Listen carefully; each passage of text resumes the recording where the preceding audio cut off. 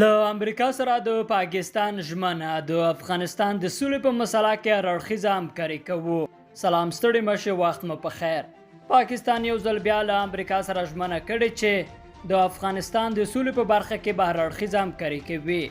د پاکستان د بهرنیو چارو وزارت په وخت پر کړې اعلامیه کې ویلي چې د دغه هیواد د بهرنیو چارو وزیر محمود قریشي له خپل امریکایي سیال مایک پامپیو سره ټلیفوني خبرې کړې دي. قریشي ویلي په افغانستان کې د سولې په اړه د مشورتي لویې جرګې جوړېدل په دې معنا دي چې افغانان سولې ته لیوال دي او ټول د دې غوښتونکي دي چې دلته روانه جګړه باید ژر تر ژره ختمه کړل شي.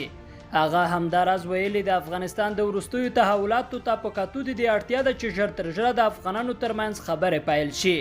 قریشي ټینګار کړی چې پاکستان د افغانستان د سولې له پروسې سره همکاري کوي او تر هغه به خپلو همکاریو ته ادامه ورکوي چې په دغه هیواد کې سوله تامین شي، جګړه ختمه شي او یو سیاسي جوړجاړی رامنځته شي.